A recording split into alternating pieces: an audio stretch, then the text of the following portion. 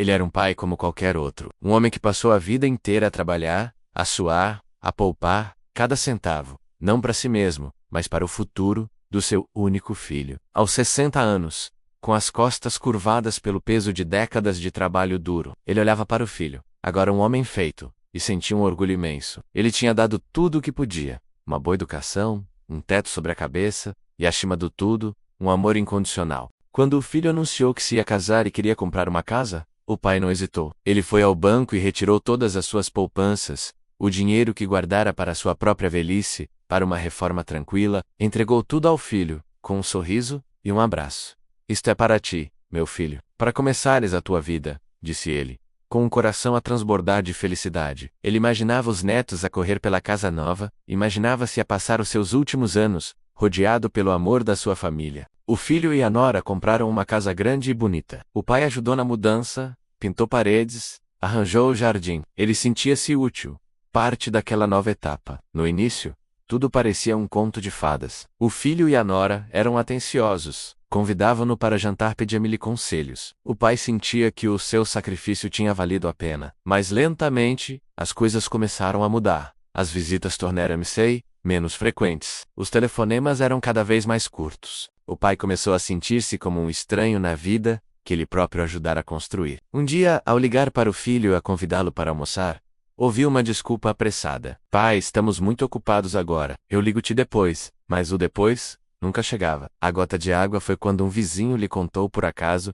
que o filho e a nora tinham feito uma viagem luxuosa à Europa. Fotos nas redes sociais mostram-nas a sorrir em Paris, a passear de gôndola em Veneza. O pai sentiu uma pontada no coração.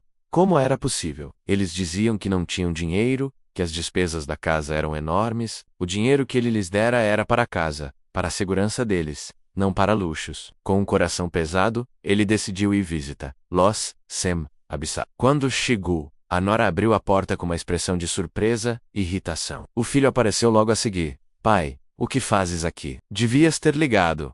O ambiente estava tenso. O pai, com a voz a tremer, perguntou pela viagem pelo dinheiro. A resposta do filho foi como uma facada. Pai, o dinheiro que nos deste foi um presente. Agora é nosso. Fazemos com ele o que quisermos. Não tens nada a ver com isso. A nora foi ainda mais cruel. O senhor já está velho. Devia estar num lar, em vez de nos incomodar. Já não tem nada para nos oferecer.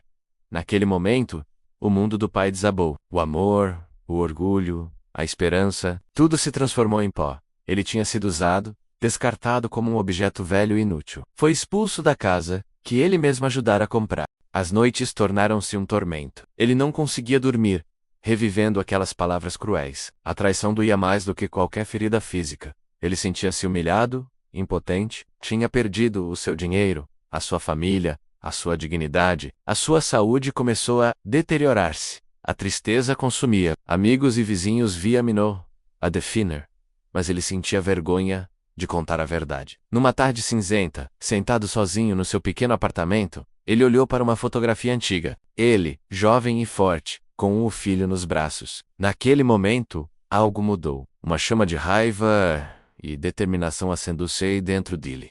Não, ele não ia deixar que acabassem com ele. Ele não ia morrer de tristeza e humilhação. Ele lutara a vida toda e ia lutar mais uma vez. Pela sua dignidade, pela justiça. O primeiro passo foi procurar um advogado. Foi difícil. Ele teve de engolir o orgulho e pedir ajuda a um velho amigo para pagar a primeira consulta. Ao contar a sua história, o advogado o ouviu com atenção. Ele explicou ao pai que provar que o dinheiro era um empréstimo e não um presente seria difícil, mas não impossível. Era a palavra dele contra a do filho. O pai começou a sua própria investigação. Ele sabia que o filho não era um gênio financeiro. Como é que ele tinha conseguido tanto dinheiro para viagens e luxos, mesmo com as poupanças que lhe dera? Ele começou a falar com antigos colegas de trabalho do filho, com conhecidos, a juntar peças do puzzle. E o que ele descobriu foi chocante. O seu filho e a sua nora estavam envolvidos num esquema fraudulento. Eles usaram parte do dinheiro do pai como capital inicial para um negócio de investimentos falsos. Prometiam lucros exorbitantes a pessoas inocentes e depois desapareciam com o dinheiro. A viagem à Europa não tinha sido paga com as poupanças dele, mas com o dinheiro roubado a outras vítimas. Com estas provas em mãos, o pai voltou ao advogado. O caso já não era apenas uma disputa familiar sobre dinheiro. Era um caso criminal Eles apresentaram uma queixa na polícia, a investigação começou, e em pouco tempo, a verdade veio ao de cima. O castelo de cartas do filho e da nora começou a ruir. O dia do julgamento foi o mais difícil da vida do pai. Ver o seu próprio filho no banco dos réus a encará-lo com ódio foi devastador, mas ele manteve-se firme. Contou a sua história ao juiz, não com raiva, mas com uma tristeza profunda. Falou do sacrifício, do amor, da esperança e da traição. Apresentou as provas da fraude que descobrira. Outras vítimas do esquema também testemunharam, contando como tinham perdido as suas poupanças de uma vida. A defesa do filho tentou pintar o pai como um velho, senil e vingativo, mas as provas eram esmagadoras. As contas bancárias, as mensagens, os testemunhos, tudo apontava para a culpa do casal. No final, a justiça foi feita. O filho e a nora foram considerados culpados de fraude. Foram condenados a uma pena de prisão e obrigados a restituir o dinheiro às vítimas, incluindo ao pai. Não era todo o dinheiro que ele tinha dado, pois muito já tinha sido gasto, mas era uma parte significativa. O pai não sentiu alegria ao ver o filho ser levado.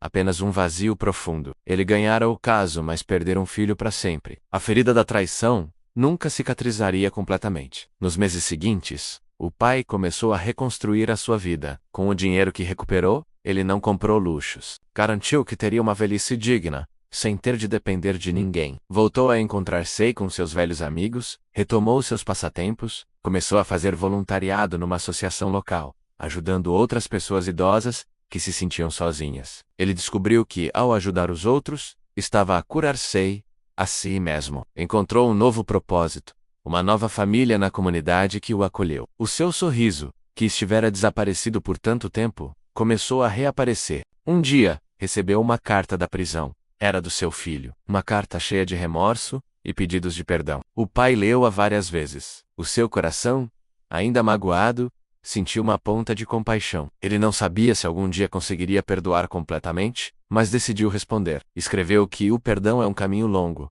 mas que esperava que o filho usasse aquele tempo para se tornar uma pessoa melhor. A história deste pai é um lembrete doloroso de que, por vezes, as maiores batalhas que travamos são dentro da nossa própria família. Mas é também uma história de resiliência. Mostra que nunca é tarde demais para lutar pela nossa dignidade. Mostra que mesmo depois da maior das traições, é possível encontrar paz e um novo começo. Ele não recuperou o seu passado, mas construiu um novo futuro, com as suas próprias mãos, mais uma vez. Obrigado por assistirem a nossa história de hoje. Se esta narrativa vos tocou, deixem o vosso like e partilhem. E não se esqueçam de subscrever o canal para mais conteúdos como este. Até a próxima!